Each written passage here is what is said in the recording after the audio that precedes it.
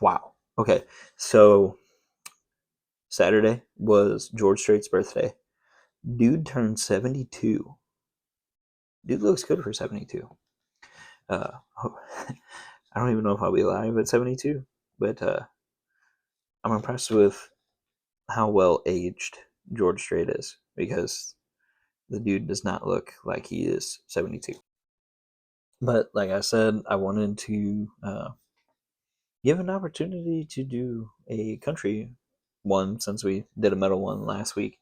And, well, I put it up to a vote and kind of crickets on the vote. I was a little surprised. I expected a little bit more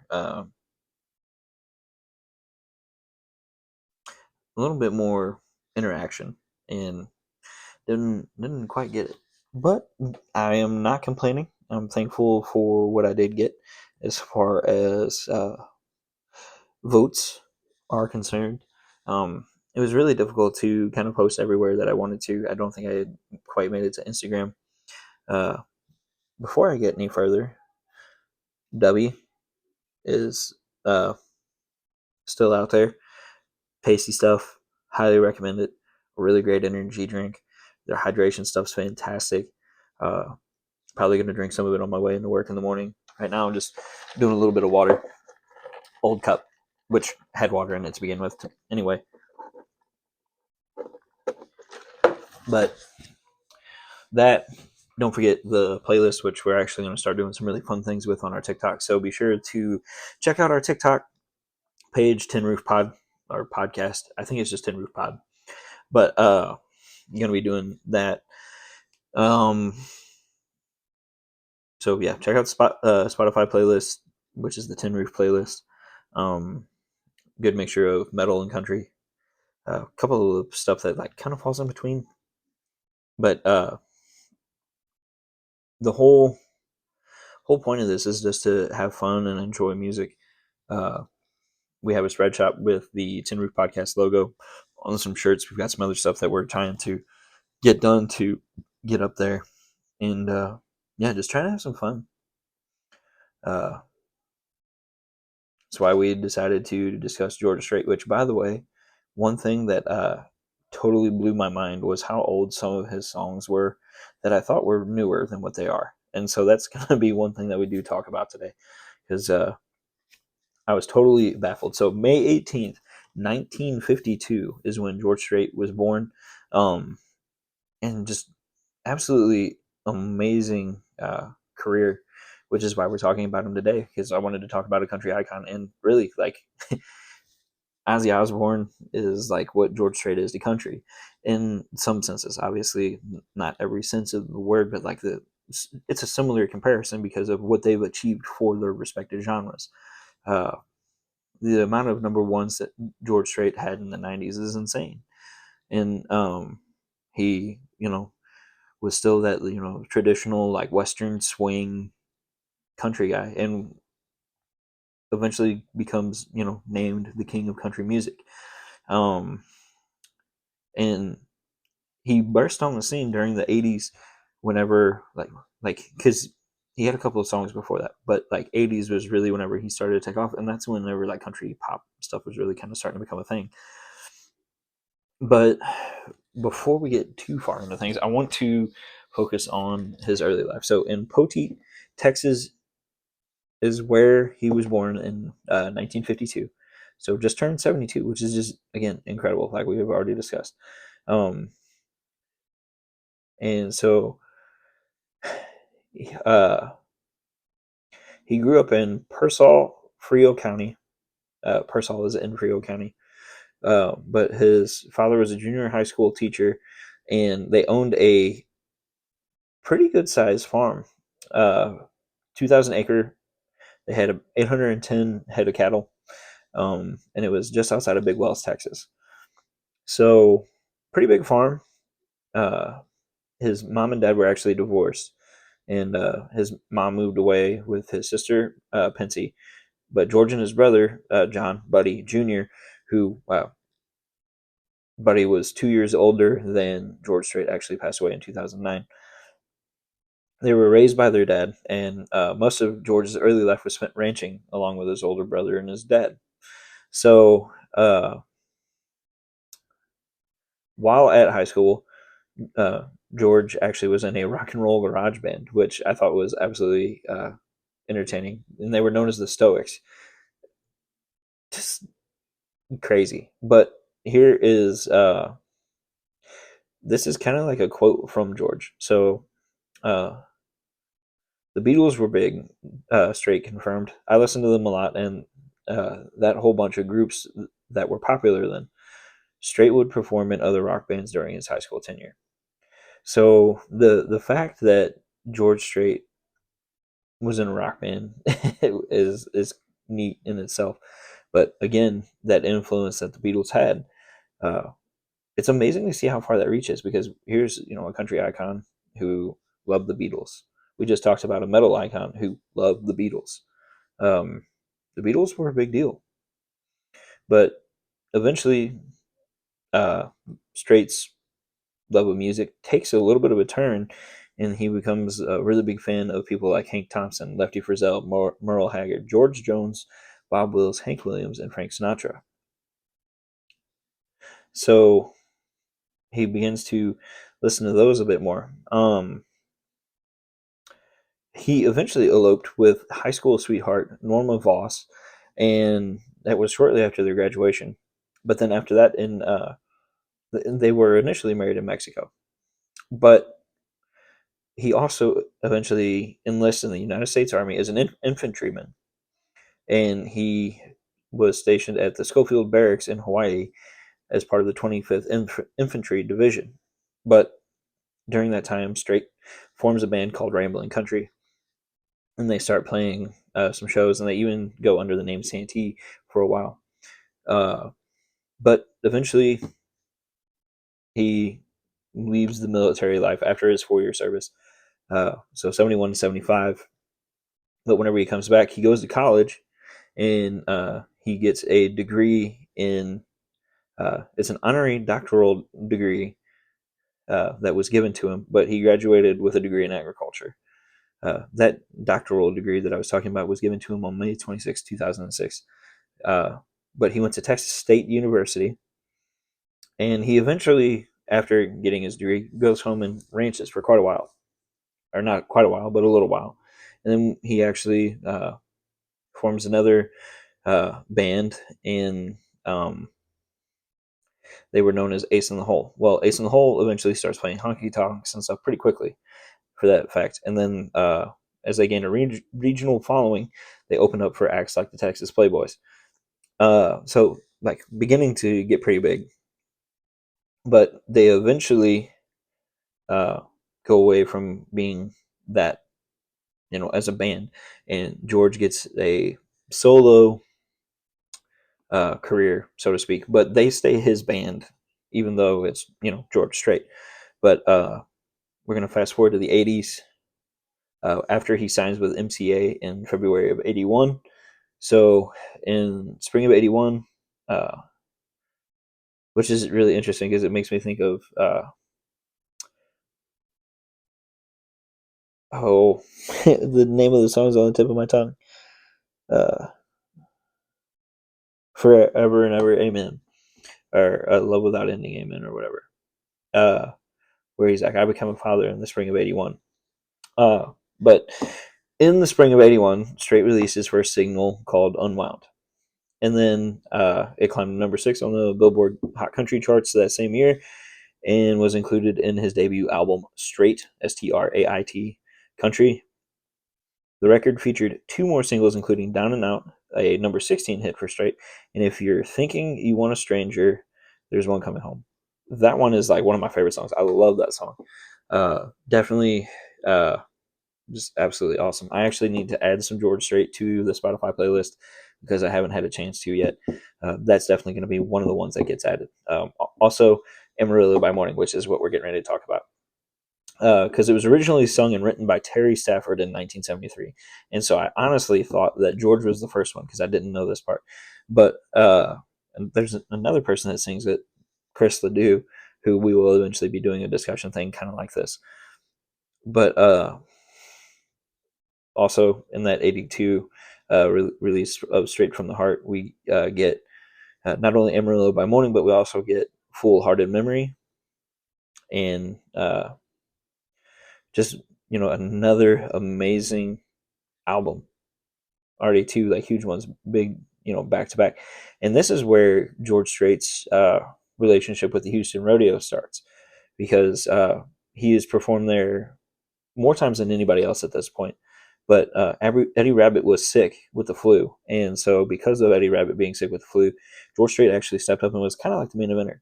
But since then, he's made 20 appearances at the rodeo and has played for more than 1 million fans, which I think that's pretty easy to do with that rodeo, because as far as the 1 million fans go, because it's such a big rodeo, it's definitely gained popularity these days, obviously.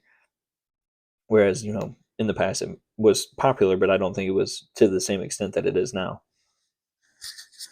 So, uh, Strait recorded 17 number ones during the decade of 1980. And he had two more albums that came out pretty quickly, Right or Wrong, and then Does Fort Worth Ever Cross Your Mind? Uh, and then not long after that, he released his first greatest hits compilation already in like 80, 86, or 85, actually. But then Something Special, which is his third straight number one album of his career, which is insane. And then The Chair gets released in '86. That's what I was thinking of. So again, The Chair is just a huge song, and we haven't even gotten out of the '80s yet. Like what? And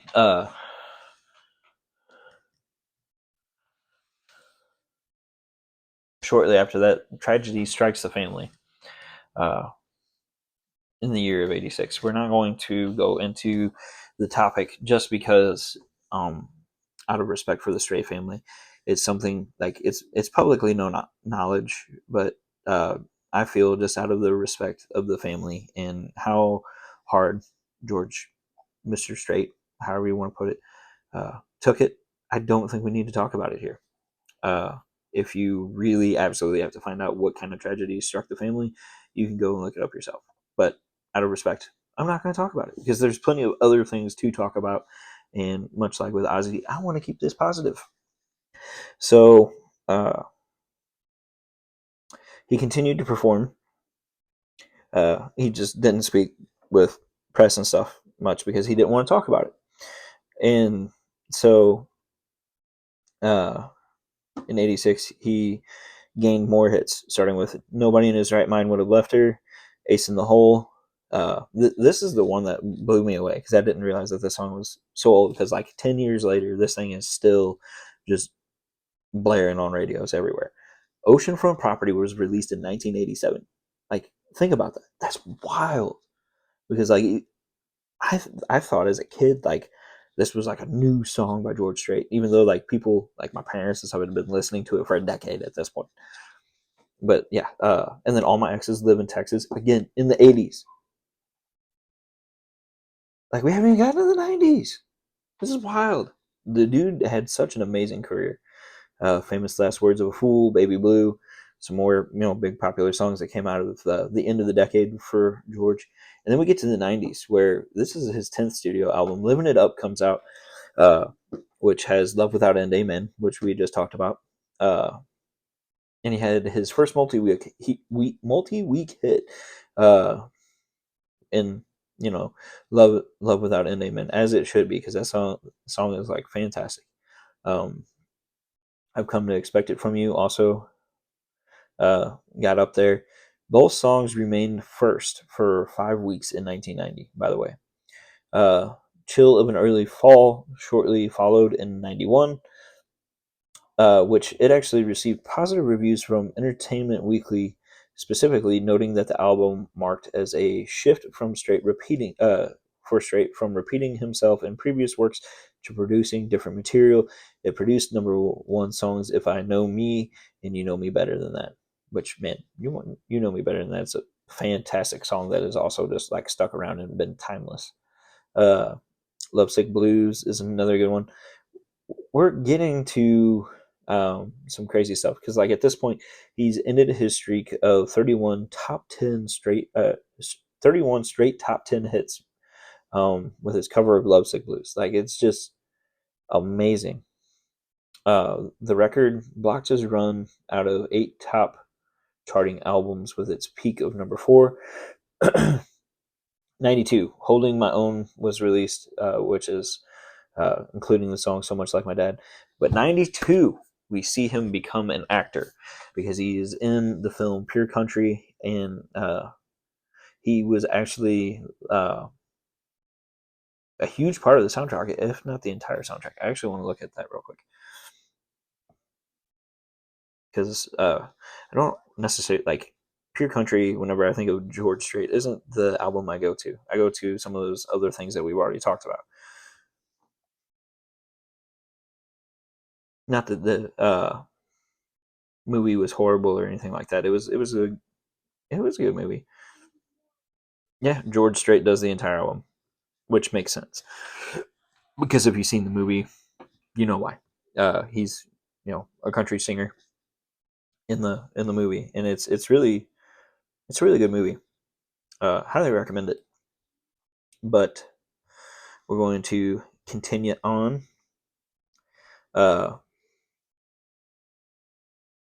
Lost my place in my notes. Okay, here we go. So Blue Clear Sky comes out in 96, Carrying Your Love With Me in 97, and One Step at a Time. All these songs were like absolutely fantastic. This is why he's called King George. But I actually had this next thing that we're getting ready to talk about at one point, and it was definitely one of my favorite things that I had at the time as far as music pieces go, and it was the Straight Out of the Box box set. I actually acquired it from the garbage, and yeah, I like listened to, I think it's discs 2 and 3 like nonstop because it had a bunch of these songs. I listened to the Stranger song. I think that was on the first album or like first disc, but yeah, so good.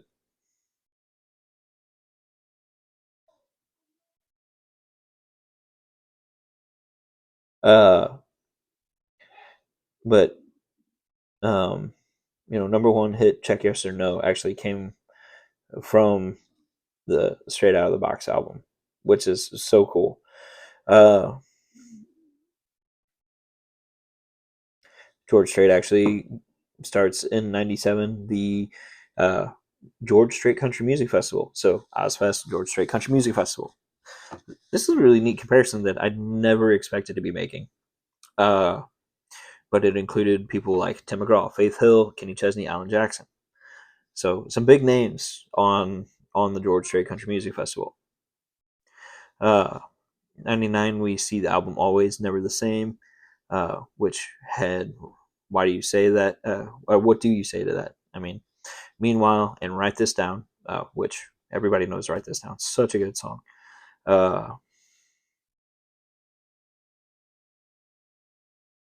Entertainment Weekly, again, observed at this point in his career, Strait could record the most lightweight material and make it soar on the radio with his grace. So at this point, Strait's at 17 number one hits on Billboard Country Airplay charts. Uh, and that's just in the decade. So, wow. Uh, had this one. No, I had the one after this. So, self-titled album in 2000, which I thought I had that one. I definitely had The Road Less Traveled, which was Chef's Kiss, fantastic. She'll Leave You with a Smile, Run, Living and Living Well. Uh, and he released 2 records in 03 that are really huge that we need to talk about. Uh, but with She'll Leave You with a Smile and Living and Living Well, he actually cracked the Billboard Hot 100. So this dude had an amazing career. But with his last time live from the Astrodome, which was the last Houston livestock show and rodeo that took place there, because unfortunately, and I say unfortunately because the Astrodome is an extremely loved venue by many for the rodeo as well as for monster trucks. A lot of big things happen there, but his attendance for the show was 68,266 people, and Selena's previous record was 67,000 in 1995. Uh, Honky Tonkville, which was his next album, had Cowboys Like Us. Desperately, he uh, had 50 number ones at this point. Like, the dude is just doing amazing. And surprisingly, because I thought the song was older than this, the new his 50 number ones actually came with a new song called "I Hate Everything," which, again, such an amazing song. My George Strait timeline is all wonky, but it's because this stuff was so awesome that it stayed around, and stayed around and stayed around and stayed around. I think we can all recall fondly the album in '06. It just comes natural. Uh, had Give It Away on it. Um, the dude is amazing. He even toured with Ronnie Millsap and Taylor Swift on the same tour in '07. Which Troubadour came out in '08, and Troubadour, that song Troubadour is just like one of my favorites as well. I could just gush about George Strait a lot because he's done so many things. Let's see, in '09, Strait was honored by the Academy of Country Music and was known as the Artist of the Decade, which was presented to Strait by the previous Artist of the Decade, Garth Brooks. 30 years into his career, basically 3 decades into his career, maybe not necessarily 30 specifically, but uh, we're 3 decades into this career, and he gets Artist of the Decade. Not even the decades that he probably should have been given Artist of the Decade for. Yes, Garth Brooks had an amazing '90s, but think about all the stuff that we've just discussed with George Strait in the '90s and George Strait in the '80s.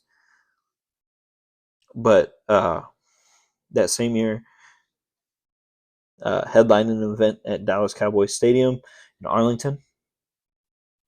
Single "Living for the Night" was released on 28th of May 2009, and it was written by George Strait and his son Bubba and Dean Dillon. And the song was the single from his album Twang, which was released on August 11th, 2009. And it just continues even into the 2010 uh, era. So throughout the 2010s, we get "Here for a Good Time," "Love's Gonna Make It All Right," "Giving It All We Got Tonight," "Love Is Everything," "I Believe." Um, you know, Legend of Live honor was given to him at the 10th annual Billboard Touring Awards ceremony. This dude's career was on point the entire time. 2008, he released another single that gained popularity. Not 2008, 2018 is what I meant to say. But finally,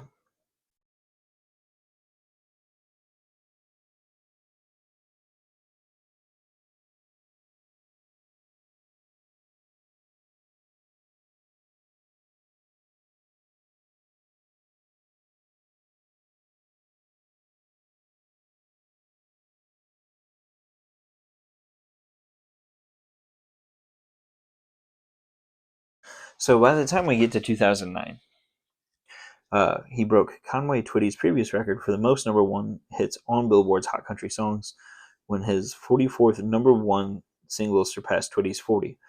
Strait has amassed 60 number ones overall. We've kind of talked about when he hit 50 and everything like that. But it is, "Give It All We Got Tonight" was the one that did it. He holds the record for most number ones by any artist in any genre. The dude is incredible. The Strait tours earned $99 million in 3 years. The dude's Cowboy Rides Away in 2014 drew 104,793 people, making a new record for the largest indoor concert. This dude was just on top. But to me, one of the hugest highlights of his life, being a dad, being married to the same woman since 1971. They've been married for was that, over 50 years. It's wonderful. It's amazing. I guess it'd be 51, 52. Um, wrote lots of his own songs. Uh, the dude, amazing, top to bottom. I don't think we could say enough good things about him. There's just a lot less calamity here than Ozzy, I would say. Uh, you know, songs with like "Here for a Good Time" and everything like that definitely point to the fact that George does like to, well, have a good time, but he definitely didn't get as crazy as Ozzy as it would seem. Um, and I'm so thankful for what we've gotten from King George. It's definitely a blessing. Some absolutely amazing music, and much like with Ozzy, I hope you blast some Ozzy Osbourne, or not. Well, I hope you blast some George Strait. You can blast some Ozzy too. I definitely wouldn't criticize you for that, but an absolutely fantastic career. So many highs, and he just released a song not that long ago, MIA in MIA. But to me, one of my favorite songs, I know I've said favorite a lot of times in this episode, but one that I thoroughly enjoyed was the Murder on Music Row by him and Alan Jackson. Alan Jackson, George Strait, and Chris Ledoux are like definitely on the Mount Rushmore of country music, in my opinion. Um, and so for them to do a song together, which they did a couple together, but that's definitely like one of my favorites that they did together, uh, because they were the ones that really like pointed out what was wrong with Nashville and like made it known like, hey, there's issues here.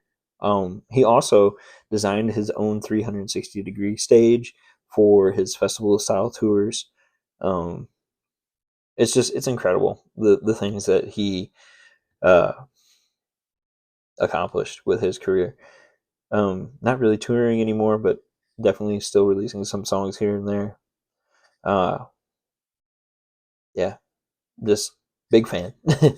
uh, and again, it's so cool to see that influence from the Beatles that kind of got things started for George, much like we saw with Ozzy last week. Filmography, he was the soldier, or in the soldier as himself, as George Strait. He was in Pure Country as Wyatt Dusty Chandler, grand champion himself. And in 2003, he was on King of the Hill as the voice of Cornell. Pure Country 2, he was himself, which I didn't even know they made a Pure Country 2. uh, he's amassed numerous awards. Um, most of them from like Academy of Country Music and everything else. But in 2021, being his most recent, was the National Cowboy and Western Heritage Museum for Western Heritage Awards Lifetime Achievement Award. Uh, Troubadour won Album of the Year in 08. 2009, he won a Grammy for Best Country Album with Troubadour. Uh, I mean, just so many. And actually, Vocal Event of the Year, Murder on Music Row with Alan Jackson, won that in 2000. So, yeah, huge. Uh, and then it goes all the way from 85 when he won Top Male Vocalist at the Academy of Country Music, all the way down to the one from 2021 with the National Cowboy and Western Heritage Museum. Dude did amazing things with his career. But I think we're good on talking George Strait. I'm super excited that we did. Uh, definitely played a ton of rodeos. Just fantastic career. Um, can't say enough, man. He did a lot. Uh,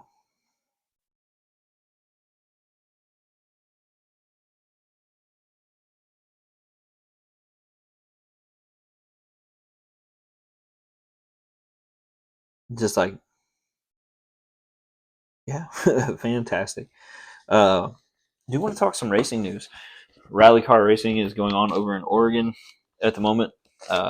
Yesterday, both Subarus from Works Subaru were out, but I think they got them back together to where they could race today, but they'll be out of contention for uh, the win because of being out most of yesterday, because it happened on like stage 3. Within a mile, both cars got wrecked. But if you have not watched the racing from the World Finals of Monster Jam World Finals this weekend in SoFi Stadium in Los Angeles, that was some fantastic racing. My hat's off to Zach Garner for a huge W. And dude, like some of the best racing I think I've ever seen in monster trucks. It was so good. A lot of people didn't like the S course track, but I think it worked out fantastic. It created upsets. It created entertainment. It was dramatic. It was like you would not expect certain guys to make it as far as they did. Like it was fantastic. Because like you'd see somebody like, oh, that matchup will be good, but so and so will beat so and so, and then that didn't happen. And Zach Garner in Wildside totally earned that win, round after round after round, and it was beautiful and it was fantastic. And go watch it if you haven't seen it. But I don't know what we're going to talk about next week. I don't know. We definitely did some really cool, highlighting careers the past 2 weeks. But I don't know if we're going to stick with that. I don't know. Let's see where we end up. But thank you guys so much. Happy Monday to you all. And thank you so much for listening to us right here under the tin roof. Be sure to share and spread the word so we can get more people hanging out right here under this tin roof. Bye.